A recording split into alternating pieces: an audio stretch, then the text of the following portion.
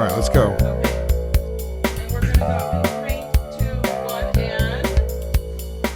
Good evening. This is Steve Gillmor, and this is a special announcement. We have survived 2013. We have an abbreviated show today because, frankly, we have nothing to say. So we'll start with that process with Robert Scoble. Hey, Gawker just gave me a new title. I'm now the most overpaid baby technologist out there. Well, as opposed to who else would fall into that category? I don't know. I have some suggestions, but I don't want to piss off the other half of the internet today. Which other half? Oh, the other 5 people listening. I don't know. Okay. What? I'm sorry? I'll turn it up a little bit. He's distorting, so. Am I too loud? Always, no, Robert. You're always. fine. You're perfect. Kevin, you just went to a green screen, and now you're back. I don't know whether you know why. Is the sun breaking through my umbrella? Nope. No, it looks quite nice. Anyway, Kevin Marks, welcome. Hi there. And on 2K of bandwidth from his 4K modem, 400, I'm sorry, not 1,000, 400 baud modem in the Pacific North South. Where are you? Alpine Meadows in Tahoe. Okay, that's Keith Teare. Welcome. Thank you. Okay, so John Toshak is not available today, and Jason Calacanis has invited himself on the show. So I just pinged him on video, but of course he didn't answer because that's how clever I am. But welcome to the new year, all.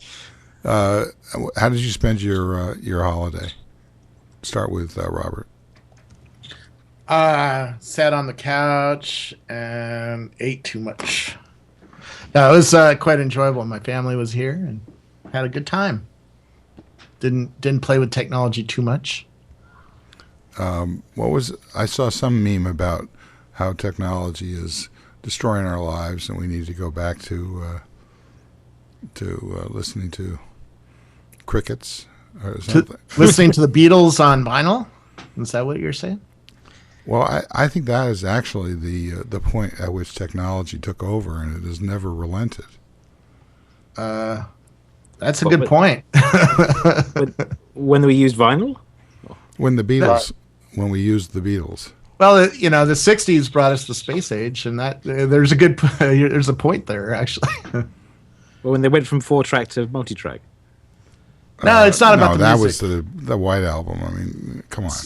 But the 60s were the kickoff of this modern technology age. I mean, that's certainly when the visionaries were dreaming about the age we have now. I mean, one of my favorite videos is the mother of all demos that Doug Engelbart did back in 69, which he basically showed us what the Macintosh was going to look like, and the web and a few other things, and that was right around that time.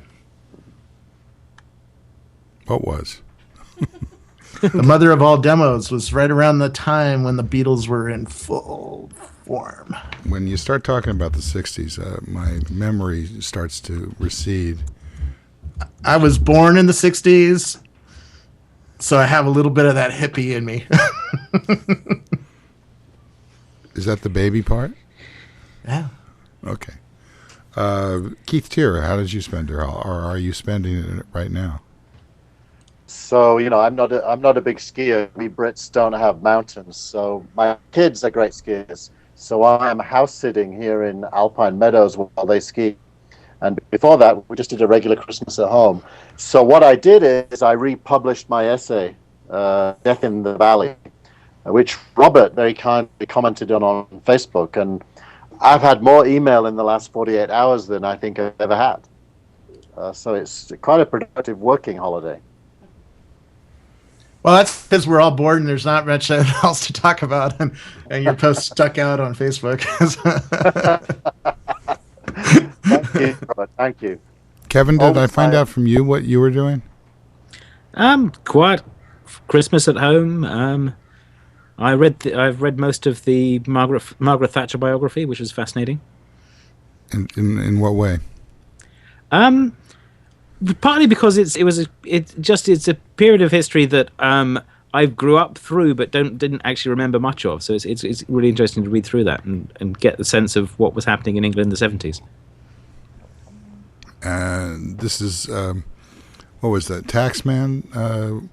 That was after Heath. Haha, Mr. Heath. What was the other guy? Wilson. How did the Oh, lyrics go? There was a Let's- few of them. Sorry, Well, Taxman was about Wilson, wasn't it? Yes. I Mr. know. Wilson. Yes, and then haha, Mr. Heath. It was about both of them.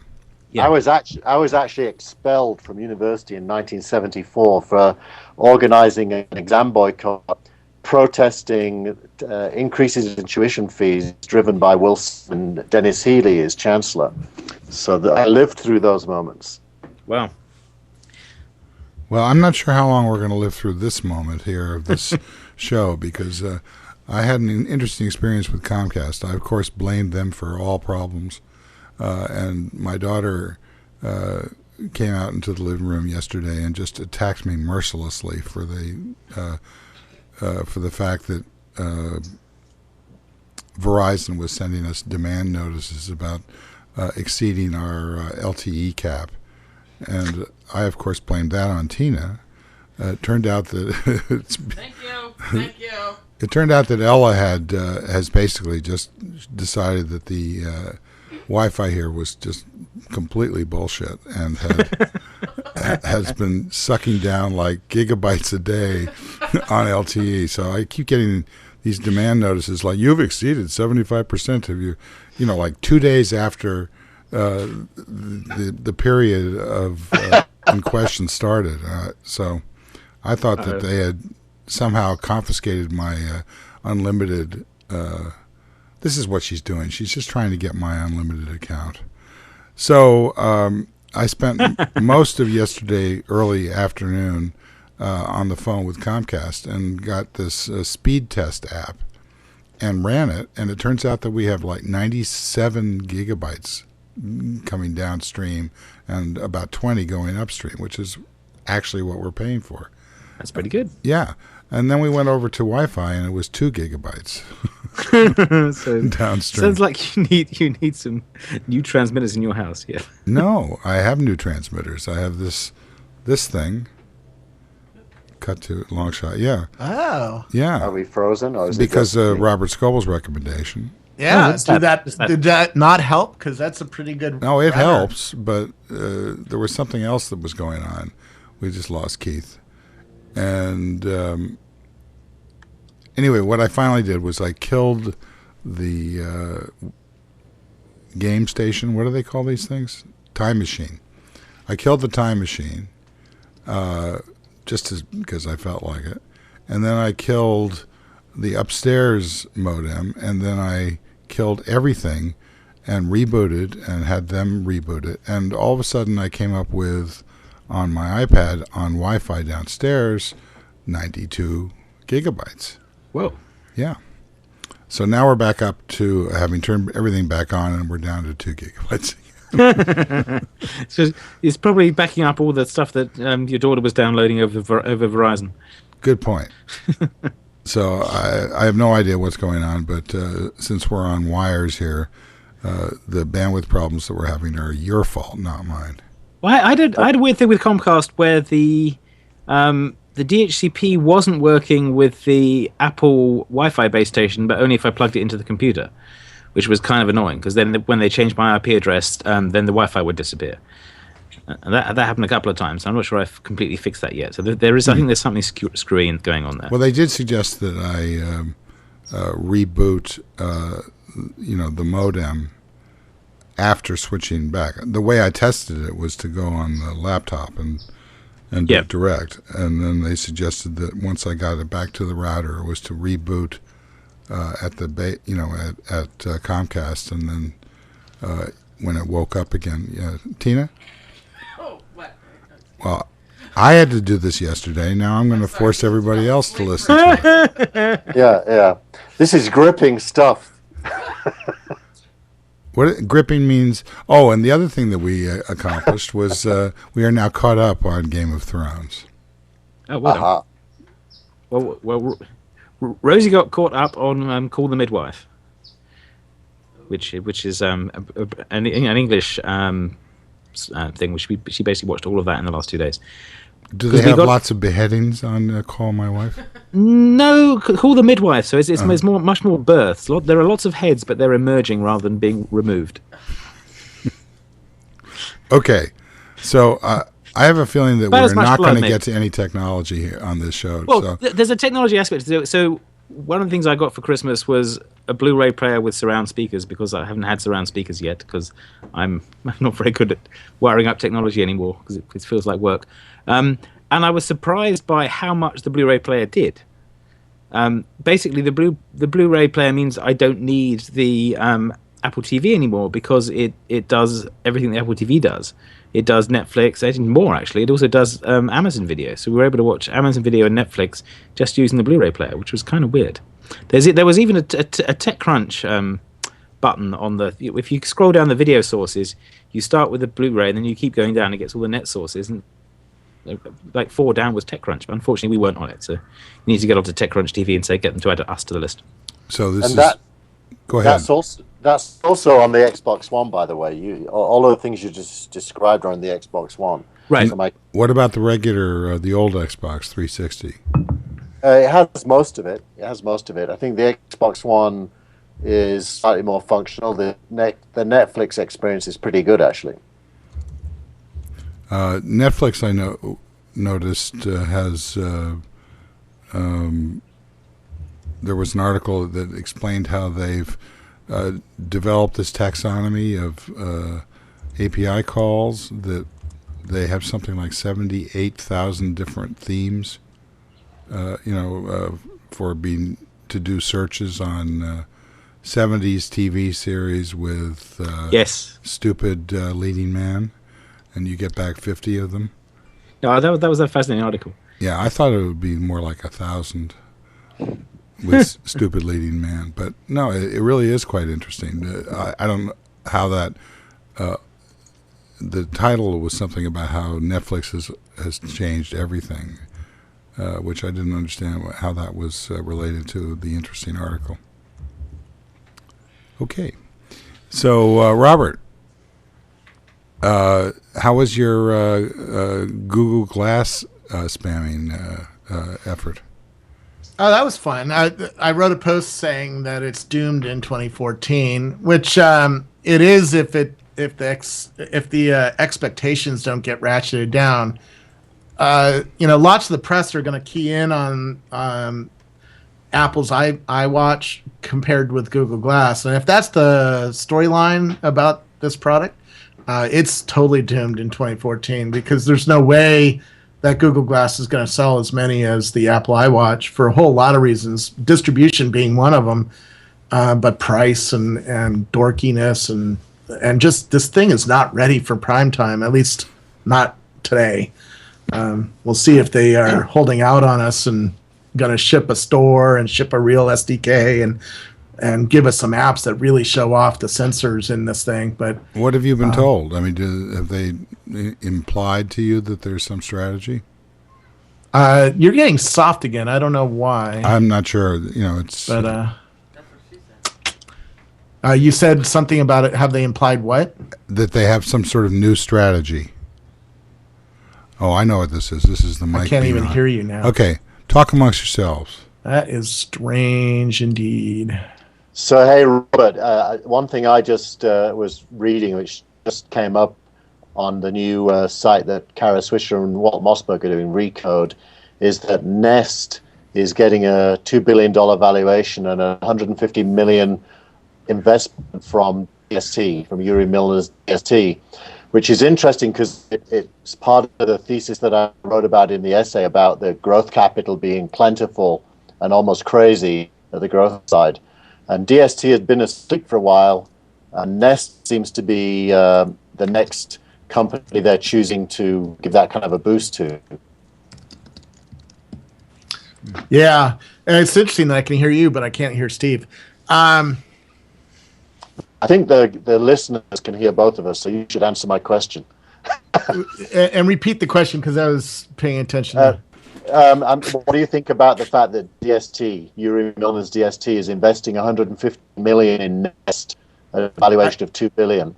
I think that totally makes sense. I have 2 Nest products already in my house. I have the smoke detector and the thermostat, and they are brilliant products. And this company is just getting started in putting internet connected devices into our home.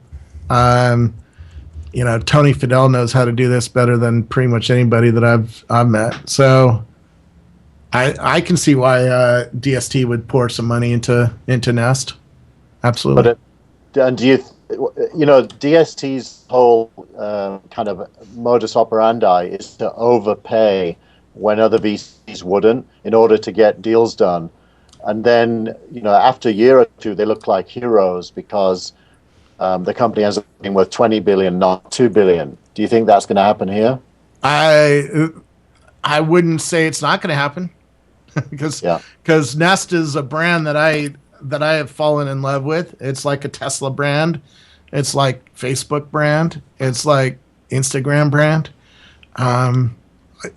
These things are not going to be competed with easily. And even if somebody comes out with a better thermostat, what are they really going to do to make a better thermostat? I don't see it. So how are you going to convince me that XYZ new startup or Honeywell or whatever is as good as the Nest thermostat?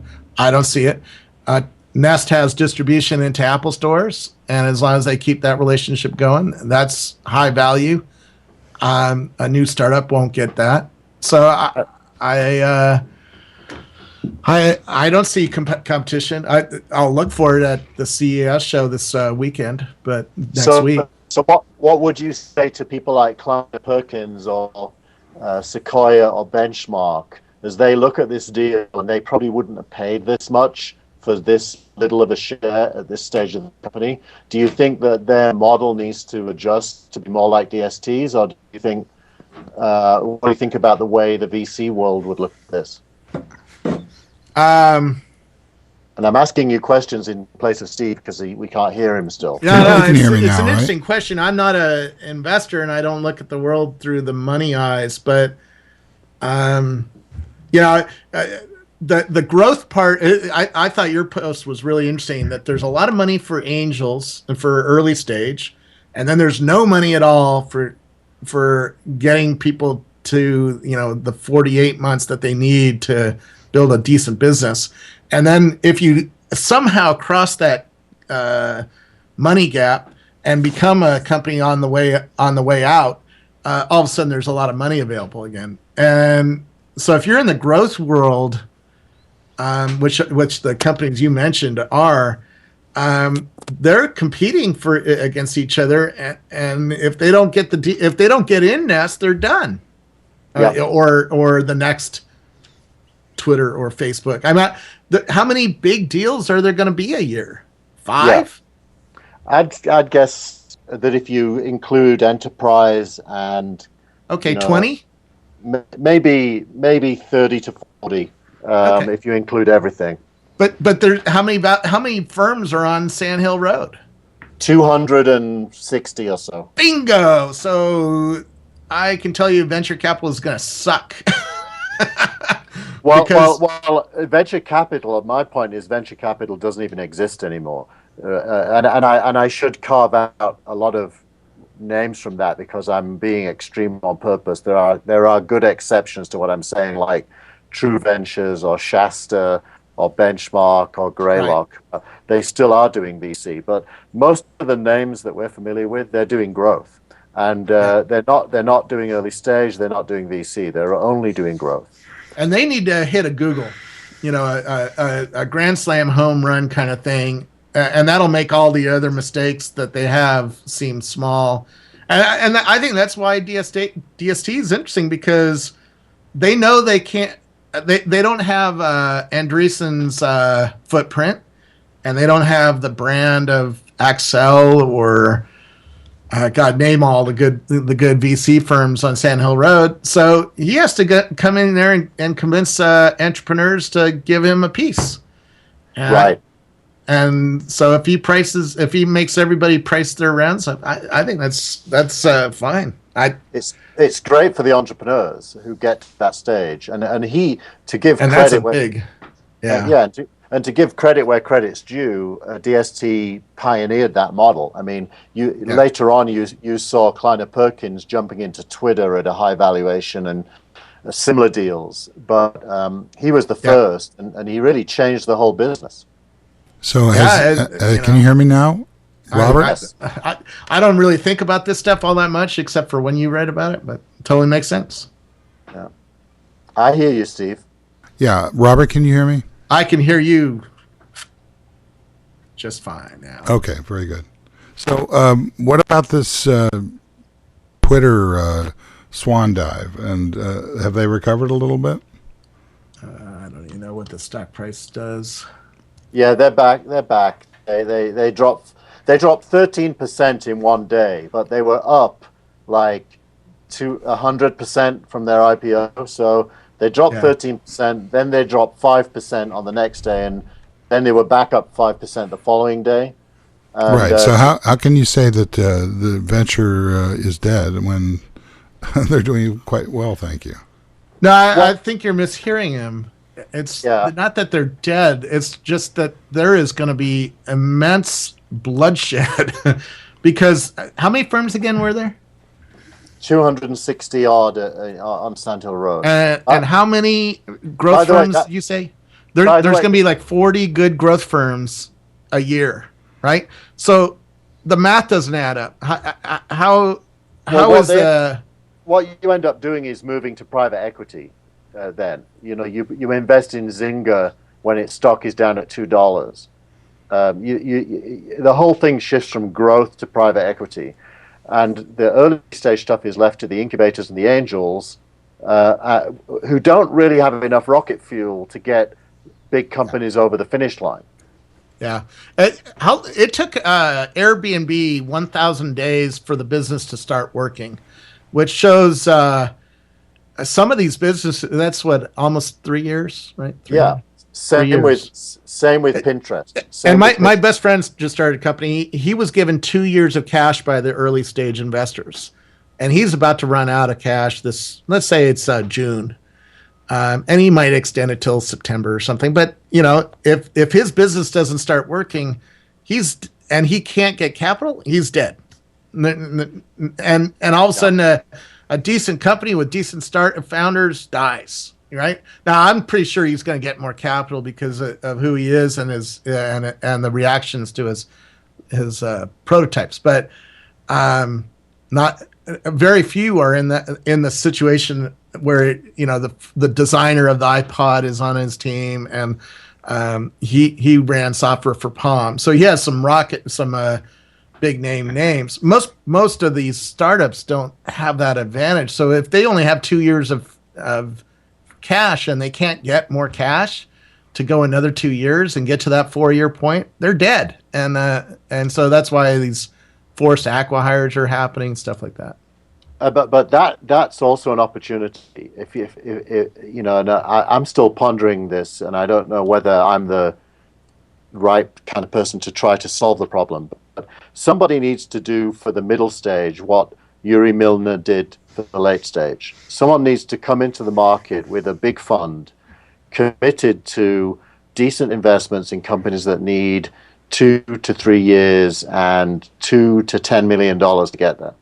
Yeah. And if whoever does that will be able to cherry pick the very best teams like your friend's team and become friends with them because they're prepared to back them. I don't know. That to me, that's you're kind of trying to reverse engineer something that's working. I don't understand why I don't understand why triage in the venture capital community is a bad thing. It seems to me to be a very good thing. No, here's the proof that it isn't working, Steve. Aquihires. What is an aquihire? An aquihire is a talented person giving up a startup and joining Google or Apple or Facebook or Yahoo or one of the others. that in itself is the antithesis of innovation. And Well, I disagree. First of all, I work for a large company, and there's a certain trick to providing value and getting things accomplished in a very large company. But that doesn't mean that it's impossible, and it also doesn't mean that that a startup is necessarily the optimal strategy for talent. I see nothing wrong with aquihires at all. I think that the ecosystem is just as valuable as the startup model. I think they're two halves of the same coin. I think I'm not expressing myself clearly enough, because you're arguing. I don't disagree with what you just said about the ability of big companies, if they want and are prepared to do what it takes to innovate. I absolutely agree to that. All companies have to do that, or else they will fail. Yeah. Now the truth is, and this is why Christensen wrote The Innovator's Dilemma, most don't. Most do fail. And it's the rare exceptions that survive. Right, and that's why venture capital, most of it fails, because most of that model is built on the eventual success of things like Twitter. I mean, how many of us on this show, when we first saw Twitter, said that is going to be huge? I know I did. I expect that. I know Robert did. Kevin? I'm not sure I've looked at it and said this is going to be huge straight away, but I got sucked in. I'm not talking about when. I'm talking about just it was intuitively obvious that a worldwide message bus was going to be a huge thing. I mean, that's why we paraded those guys like war criminals in front of the bear hug camp. Yes. It was because we were trying to get them to, establish some principles of how they went about doing their business that seemingly related to the dynamics of standards and fair play and third-party development and all those kinds of things. And we've seen that that struggle go on and on and on as Twitter slowly but surely figures out how to monetize. So I don't see that as being some sort of failure on the part of anybody. I mean, I think that the wealth creation of Facebook and Twitter and people, everybody yells at Dennis Crowley about Foursquare, but he's got this incredible amount of data that he's built up over time. Yeah. I mean, these people are not failures. No, but Steve, I think you're arguing against a point I'm not making anyway. What I'm arguing is that something has changed, and it's changed in the last 5 years, and the change is largely good. For example, the abundance of early stage capital for companies and the abundance of growth capital for companies. Both of those two things are good. Well, but Twitter, there's also we've talked about this before, the cloud has enabled a tremendous amount of velocity I mean, Robert works for a company that does this. I mean, this is what, that's the reality of, I mean, that's what happened as a result of web services and XML back in 99 and 2000. I think I might have lost you. Can you hear me? Yeah, I can hear you. Can you hear me? It's funny. I can hear him now, but you can't hear him. Yeah. Well, I mean, it's amazing that we're, Keith, that we're having him at all. I've just worn him out. I knew if I could just keep talking that eventually his argument would fail because he has to get off the air. You were going to say something, Kevin? Was I going to say something? Oh, I thought you were. Well, the other sort of trend here is also the push for non-growth startups and the discussion about that, and that's kind of interesting. Maciej Czeglowski is like sort of the poster child for this, where he says, well, my startup's making me $175K a year and I'm happy with that, and that's to say, okay, I found a way to sustain this that means I don't need to go and take large amounts of money from people and then dash for growth and then give up, then have to sell it to Google because my investors told me to, is a different alternative. And he's also a big he's always making fun of people who sell getting very excited about selling their company to Yahoo or Google and then shut it down and abandon their users 2 months later, which was which just Bump happened this week. to Bump and what was the other one? Bump and one of the other ones. Yeah, some other one I don't use. So I wasn't as upset about that as Google giving other things. But it's a pattern. I mean, there is a problem there of saying, yes, we're going for growth. We want all these users to join us, and then and now we're going to sell it out and go to this big company and ban all those users. That's not a pattern that you can repeat that often without people getting wary of it. And I would say the other thing, though, Steve, that the biggest point here is there will not be another Google or Amazon or eBay or Twitter or Facebook unless venture capitalists are prepared to invest in good teams for significant periods of time where they do not yet have traction. And that is a new missing feature from the ecosystem that used to be there, but now really is not there. And aquihires represent the end of life of those attempps. I disagree with that. I understand your thesis. I just disagree with it. I think that there's no free lunch and there's no guarantee of any of these pieces of this ecosystem perpetually having the form that you're discussing. This is organic. Markets are perfection. Markets always find a level of acceleration. I mean, just because, I just don't, fundamentally, I don't agree with your aquihire analysis. I think aquihire, I've seen, in the time I've been at Salesforce, I've seen numerous acquisitions of all different types and size. And some of them have worked incredibly well. Some of them haven't worked as well. But in all cases, the talent finds its own level. It may happen within the company. It may happen, if the individual decides to go another route. I mean, look at what happened with Dodgeball. With the Crowley, was it? And, yeah. Those guys. I mean, to create this concept, this monolithic idea about aquihires, I can understand why you can see that as a current indication, but I just don't think that it's a fundamental truth. I think it's much more of an organic element of the stew. I think that you have to separate acquisitions from aquihires. I mean, Dodgeball was a real acquisition. And acquisitions are good. How was it an acquisition? Yeah, I don't think that any Google acquisition and they didn't get to keep it running. Based on the price paid for it, it was not an acquihire for two people would be roughly $2 million or less, and most of that money would go to the two people, not to their investors. That's an acquihire. An acquisition is when you pay. Not just for the individuals as hires, but the investors get some money, and the price paid represents the potential of the technology that they built, not just themselves as hires.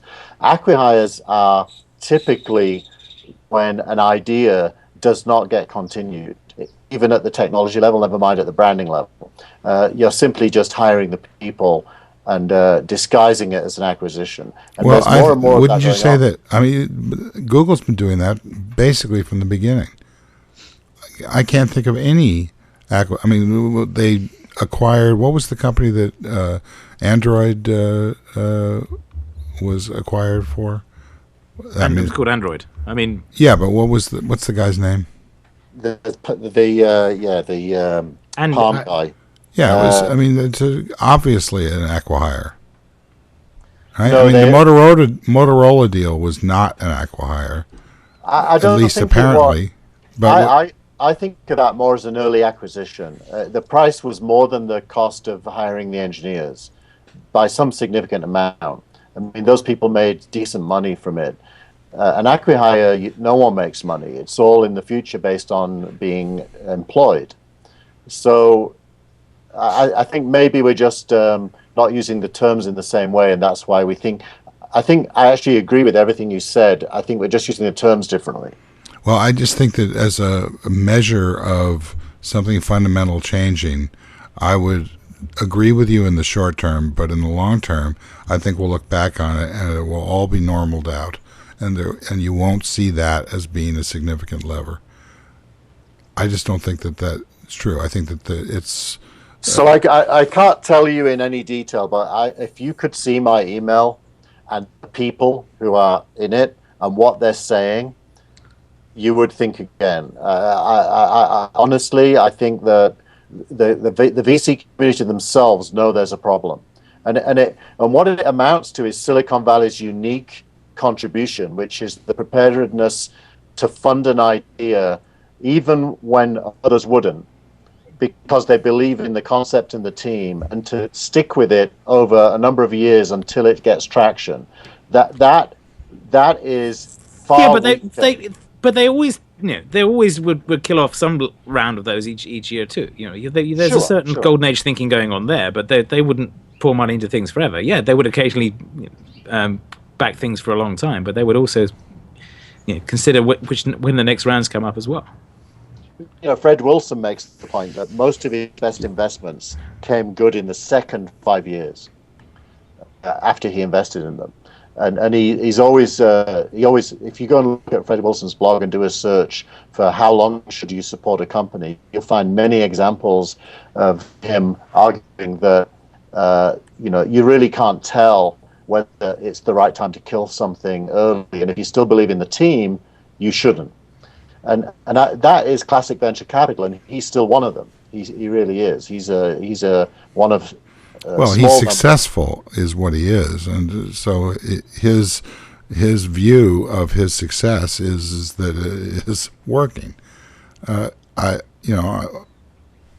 just fundamentally I think that this is an environment which ebbs and flows, and that when there's enormous success, it breeds enormous failure, and when there's moderate success, then you start to see some of these second stage or third stage ideas starting to bubble up, and those are based on the talent of the acquisition, and also not the acquisition, the startup, and also the success of the venture capital company in matching executive talent with that group of people so that they don't decimate the startup in service of the next stage. I mean, that book, I haven't read it. It sounds like it's more violent than Game of Thrones, but the one about Twitter, just take a look at, from what I've read of the headlines of it, about the machinations and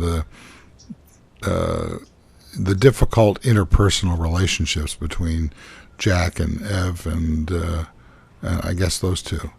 But what's also clear in that book is that Twitter would have died were it not for Ev himself bootstrapping it with his own money. Yeah, that was an extraordinary moment. But that's because he got acquihired by Google for Blogger, so he had the money. That's one of the reasons. The other reason is that podcasting turned out to be, a dry hole.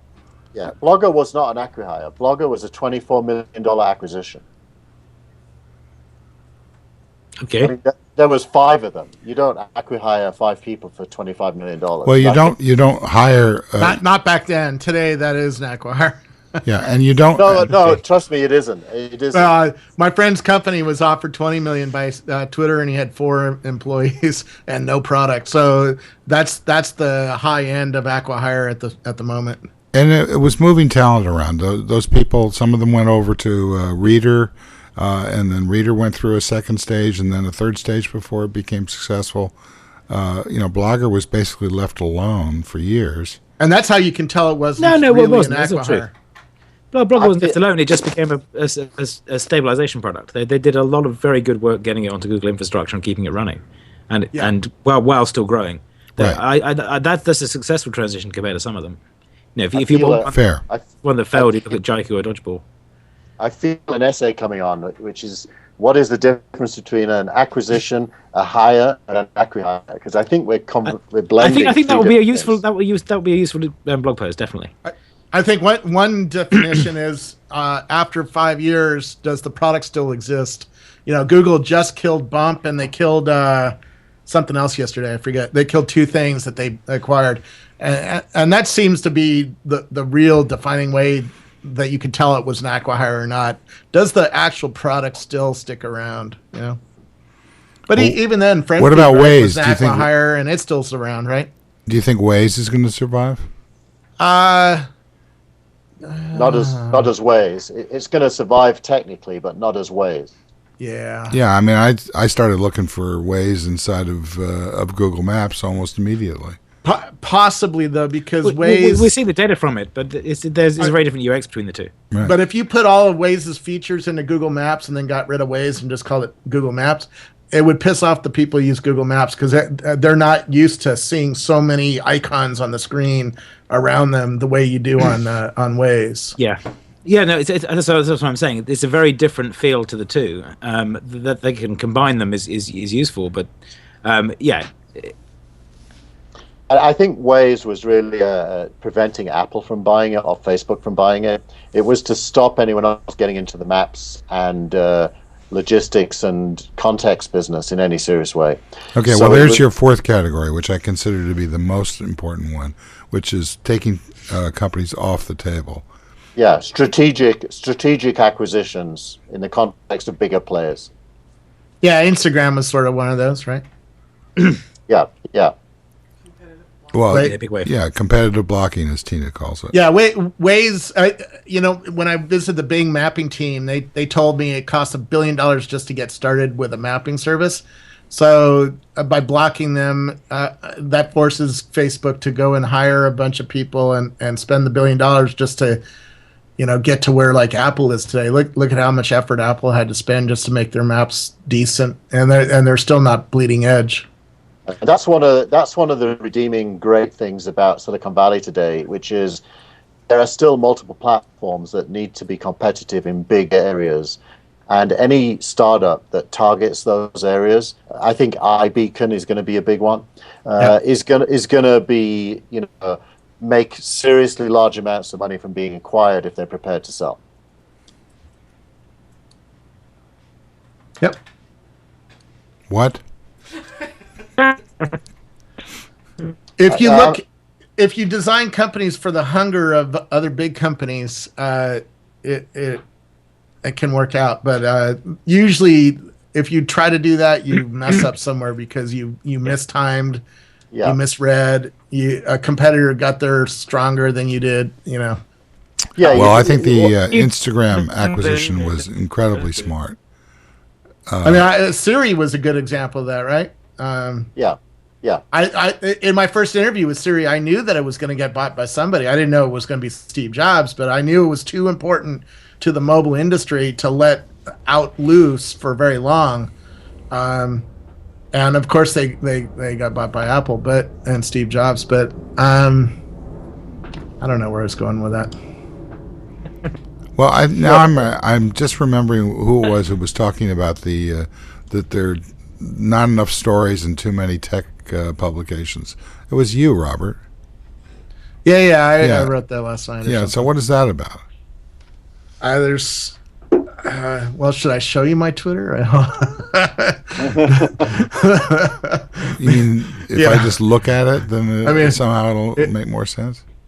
If you want to watch that for a little while. Oh, I turned off autofocus on my camera. I'm sorry. The point I had was there's 600 news outlets, most of which are copying each other and the same thing. And it's just a noisy space without very much of a business model. And now another entrant has come in that's well-funded, well connected, and it has distribution to mainstream media. So if I was working at another media company, I'd be a little demoralized or a little worried, at least. It changes the layout, and so, I certainly am glad I'm not competing with Kara and Walt right now. Well, What do you think about the Wall Street Journal's WSJD thing? Do you think that will be effective or not? Yeah, because they have distribution, and the world runs by distribution. Can you get something into people's hands? And the Wall Street Journal has distribution still. Now, do any of us read the Wall Street Journal? Yeah, here and there once in a while. By the way, how many people actually subscribe to the Wall Street Journal on this call? I actually I do. You do? Yeah, I electronically. I don't get it in paper anymore. Same, yeah. Yeah, I get it only when a story gets important enough that everybody tweets about it and Facebooks about it, which is So, the Wall Street Journal certainly has that power to do that because enough of the insiders. Well, the reason I read the Journal, other than the fact that it does have some good stories occasionally, is that there are basically two national newspapers, and I don't have. I'm reading it for competitive blocking purposes to steal Tina's meme. It's not so much what the Journal says as what they don't say. I mean, for example, if you look at their political coverage, it's just, incredibly, try looking for a pro-Obamacare story in the Wall Street Journal and let me know when that happens. Yeah. It won't be in 2014, that's for sure. But, it's how we get a sort of sense of what's going on. And the new site, what Kara and Walt have done at the Journal. They never really were at the Journal. I mean, I know that they both. It was they had an outlet there, but essentially they were competitive with TechCrunch and who else? I don't know.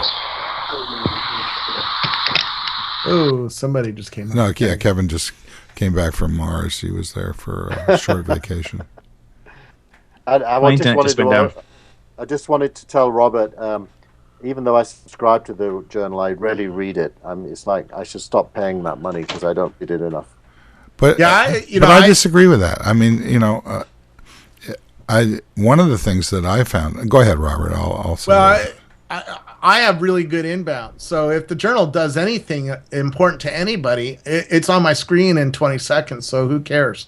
And it certainly gets on Tech Meme within 5 minutes. So who cares again? I don't need to be 5 minutes ahead of Keith or Kevin, unless I'm on the Gillmor gang, then it does matter. But even then, my system is usually ahead of watching the Wall Street Journal. So you're basically circumventing their paywall by just waiting. Yeah, and most people, most of the time, I don't want to read every article. The world brings me the important news now. That's what Facebook and Google Plus and Twitter are doing. So, and that's where my whole point is. And actually, there's a great article, Bob Lefsetz. Do you read Bob Lefsetz, by the way, Steve? Since you're a music guy, you probably should know who he is. Yeah, I do know who he is. Jason Hirschhorn's Media Redef, which is a aggregation, which I completely recommend to anybody who has the cost of sending an email and getting the newsletter. He frequently sources Lefsetz. So, yeah, I love him. I fell in love with him last year. I don't know how I missed him for so long, but he's one of the best writers of period. And he talks about the music industry. And today he wrote about he wrote an email called The Noise Cycle, and he talks about how the music industry is changing because of Twitter and Facebook and Google Plus and Spotify and Pandora. the world is going by in little tiny chunks now, and we don't buy albums anymore. And he's like, the album thing is over, people. And he explains how the Beyonce album is already trailing off in sales, even though she did a really great stunt and got the world to talk about her new album. He says the world is all about singles now, little tiny chunks that you push through the social networks. And he says the music industry has to change. And I think all of us have to change because of what's going on. I think it's more than that. It's not just about the singles, it's about the mixes of the singles. So instead of you getting an album coming out, a single comes out, and then if it's successful, there are 20 different versions of it bubbling around because people remix it and do new things with it. Yeah, I don't think the remix phenomenon is much more than a dance club phenomenon. Yeah, which he isn't writes a small thing, but he writes, I don't expect anybody to tackle the above issues, which is music is changing and nobody's buying albums anymore. The labels are run by old men who want instant paydays, and the acts are all chasing the bankers and their private planes, and the unwashed wannabes want it to be easy, like reality television. As for the techies, they were never about the music, just extracting the revenue of what exists. And believe me, we don't have a technology problem. We've got an artistic problem married to a marketing problem. And so I love how he writes. And my mind starts firing on other areas when I read him, even though he's writing about the music industry, which he's really writing about every media business. Well, I mean, streaming is the larger category, because so much of the music business for the last 5 years has been on YouTube. Lady Gaga, for example, I don't know how she makes money. Yeah, she tours, but I mean, something like 17 billion views of her records. I mean, none of those are paid for. I guess some of them are now with advertising. No, but she collects at the concert box office. Believe me, I went to Jay-Z concert, and we bought tickets as soon as they were on sale, and I was 150 yards away from the act, and I paid $100 and something a ticket. So these people collect the money on the tour that they thought they were going to get by selling the music, Right, but my point would be that the streaming environment, Lefsetz is sort of on one level. He's the avant-garde for the transition from, CDs to whatever. But he's somewhat behind in terms of the streaming environment. I mean, it's not a singles environment in streaming. It's like saying that, or if you take the analogy, as you suggested, to the other medias, what is binge viewing? It is not a singles model. It is the antithesis of that. It's basically you get addicted. Which is what I was getting with the remix thing. Yeah. And I agree with that. You get addicted to. You have to watch 3 episodes. Somebody told me that.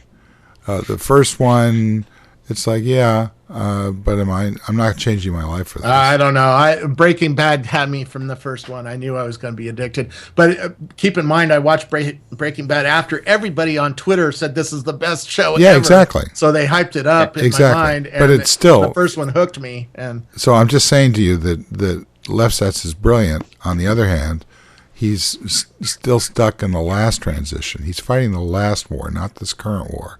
The current war is about streaming and binge. It's not just about streaming, because it's about the availability of everything. Is the point? If you look at it as streaming, that's maybe this is my old bias against streaming because I spent too much of my life working on it. The point is that the archive of everything that's possible is there all the time. So things will bubble up and down and get remixed and reused. But there's still the possibility of something older being picked up by that sort of idea and spreading out. Yeah, but that's exactly right. I mean, what happens with streaming is that, first of all, it is identical to, it's much better than buying, because you can count on it being available somewhere. It's So- even better than buying because it doesn't take a rack of space Yeah, in your that's what I'm bedroom saying. somewhere. But the thing about it is that suddenly And it's always with us. every new show, and this is probably going to get back to Keith's aquihire crisis, every single show that is put out new on the network has to compete with every show that ever has been on the network. Yep. And you make that decision. I mean, Tina and I, when the sweeps period, which is now migrated to basically, we'll have a holiday and then we're back to, season 2, part 3, where all the same shows come back again. And you just basically, you sample them until you've gotten past that 3-show hook. And then you say, nope, I enjoyed that episode, but not 3 of them. And you just kill it. And you end up, the DVR becomes the sorting mechanism. And that once you're there, then you make a decision between, can I get this now on Netflix because it's original material like House of Cards, or do I have to wait for 6 months until it shows up on Netflix so that I can catch up, or do I buy it on Apple TV and catch up that way? And then you're in the so right now I'm completely at a loss because it took us about a month to catch up to Game of Thrones, and now I got to sit and wait for them to actually Make some more. produce the next ones, and I have no idea what this period represents. I've been told that it's about the 100-Year War, when there was no Twitter, so nobody knew what was going on at the next valley.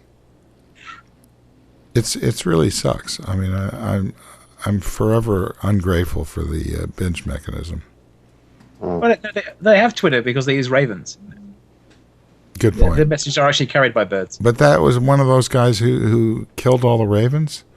So Yeah. who's that? Is that Left Sets, or is that who's trying to kill Twitter? But That's a there's a That's a lesson. bad aquihire. There's a lesson in that, which is that throughout all human history, your controls dispatch is going to be really important. If you're the dispatch service for messages, you're very important. So Jack, he wasn't just lucky. His first job was as a dispatch controller, right? Yeah. That's where he got the idea. With Greg Kidd, if you guys know Greg Kidd, he's mentioned in the book, but he's a friend of mine. And Greg was the original dispatch guy. Actually, they aggregated all of the dispatchers. Greg was his boss. Huh. And Greg's now doing Ripple, which is a competing virtual currency to Bitcoin with a lot of improvements done by the guys who did eDonkey back in the days of Napster. So let me ask a question. Maybe Robert, you know the answer. I'm sure Keith, you do. How do you think Andreessen Horowitz is going to do in the middle of this reboot or reformation of the venture community? Andreessen is. Go ahead, Keith. But I do want to hear what you had to say, Robert. Yeah. I don't mind if you go first, Robert. You go first. Andreessen, entrepreneurs tell me Andreessen is the first place, or the place that they really want to get funded by. There's only a few at that top level that have mindshare amongst entrepreneurs right now, and he's making great bets all the way along, which keep building that brand in people's head. So I think he's going to do just fine. But is this dynamic that Keith has been talking about, is that present in Andreessen Horowitz? I don't think so. Well, Andreessen Horowitz is almost the antithesis. It's part of the solution, not part of the problem.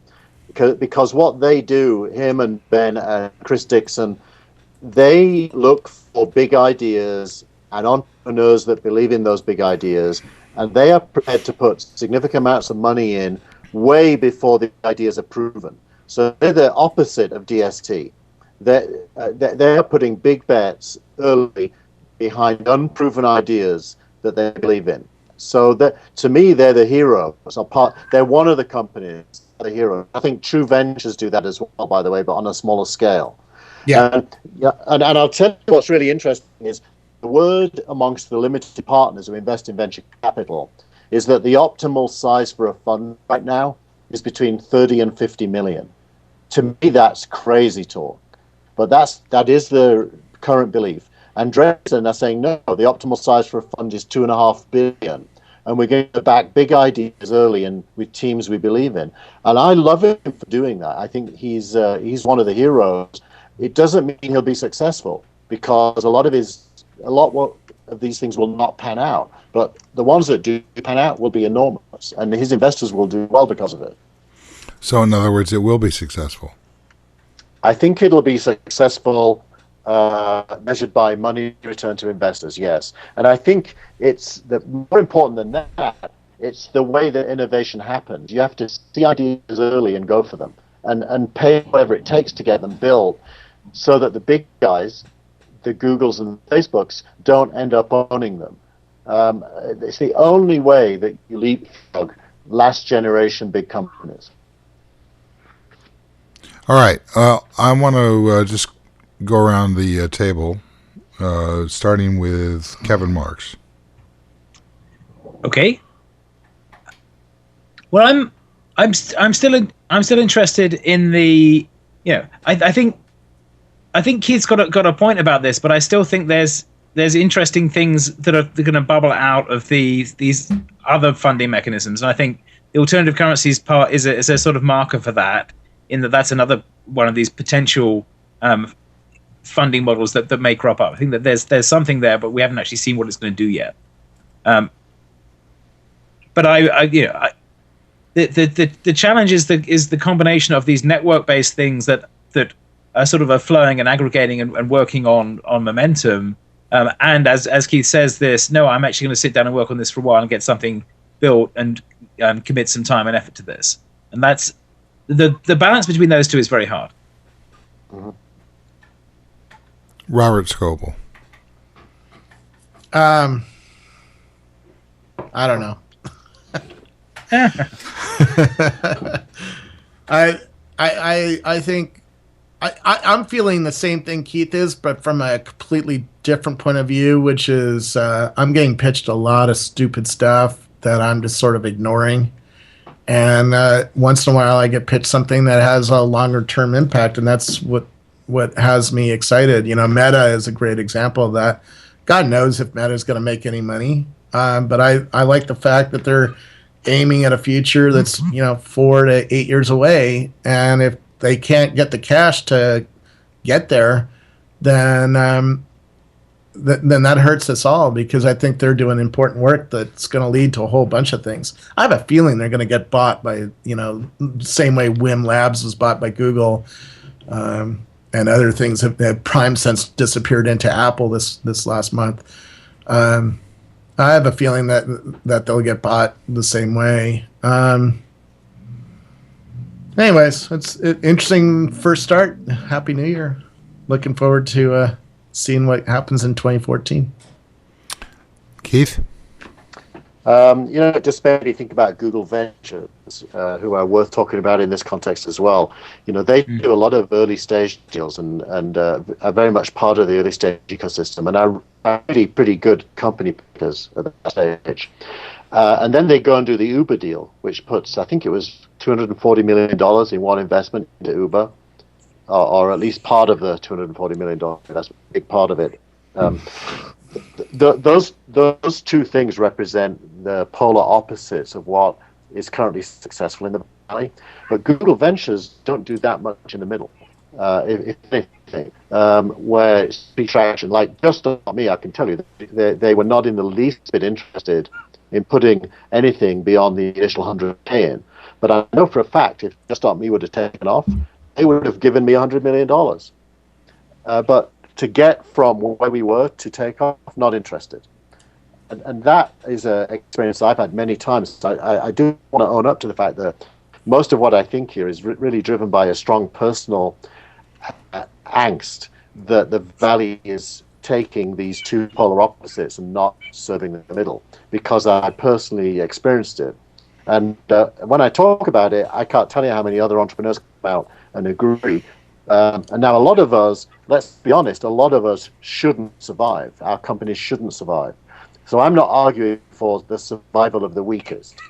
I'm not arguing for that. I believe in the death of the weakest. But I think that the strongest are also dying in this world and getting acquihired. And I don't think that's a good thing. I don't want to be acquihired and go work for Google. I'd way rather try to make a company I'm working on successful than go and be acquihired.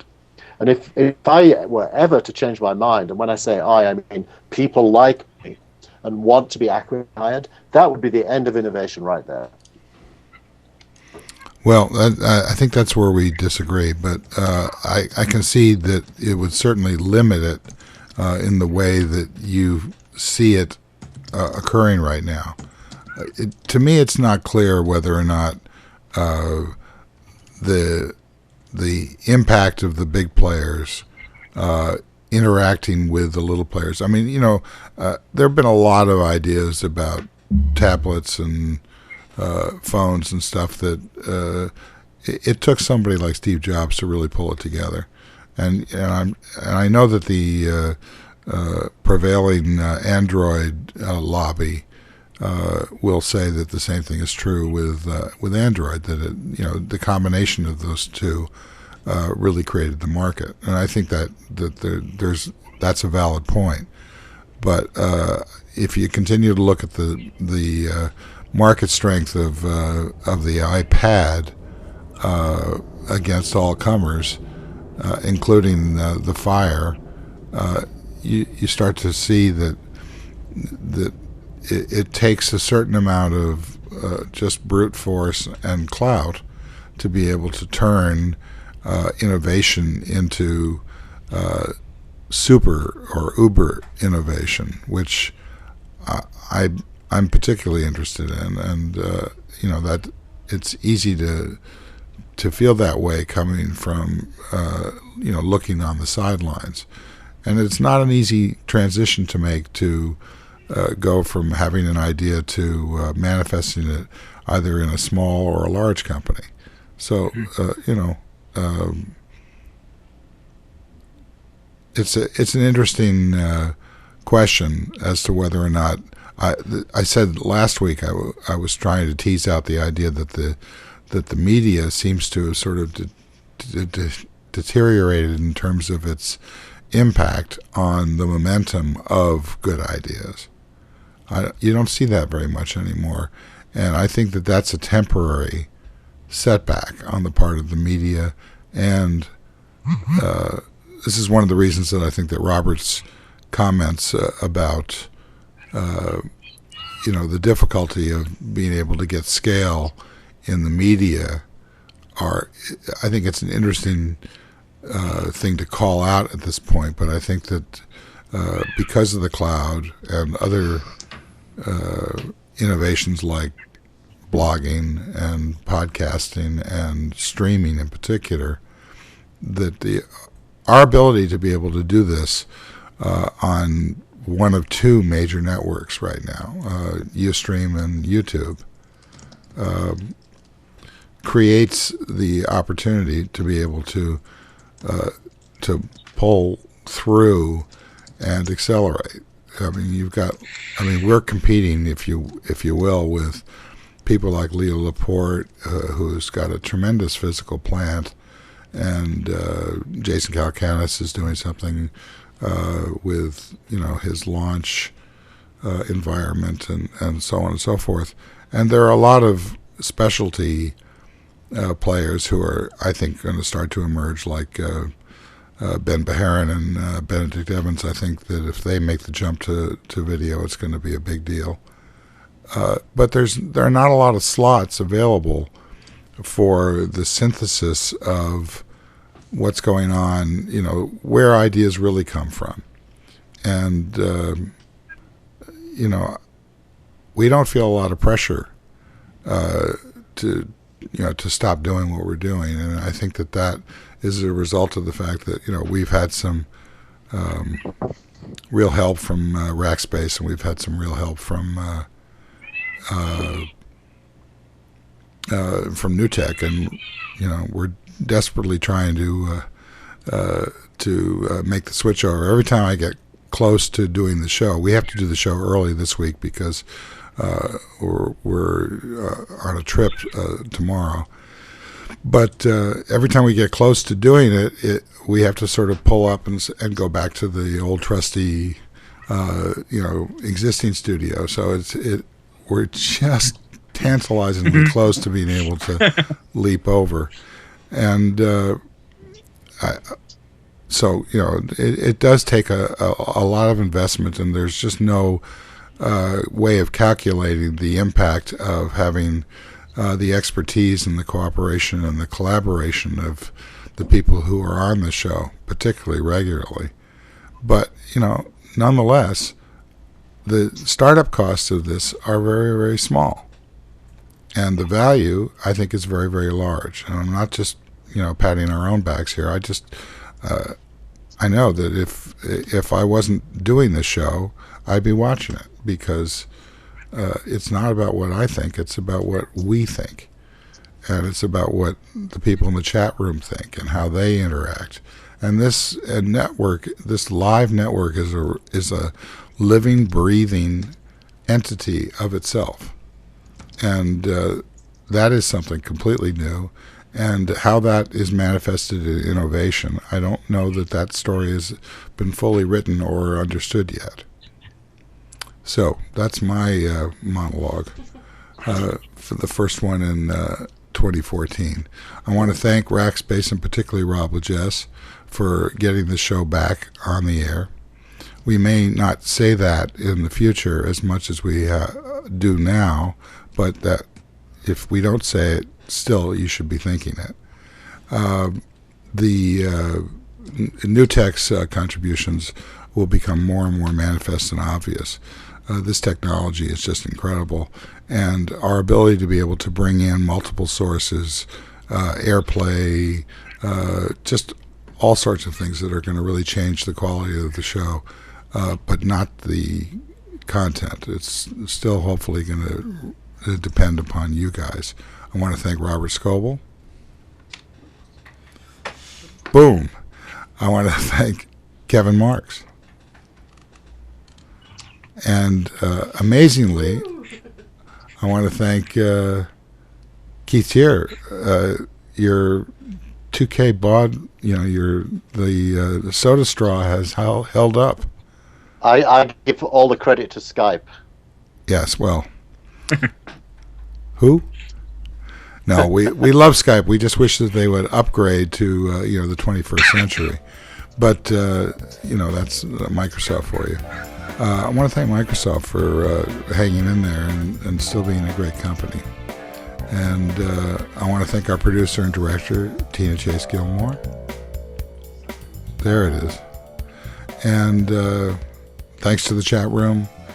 It's great to be alive in 2014. We'll see you again next time. Bye-bye.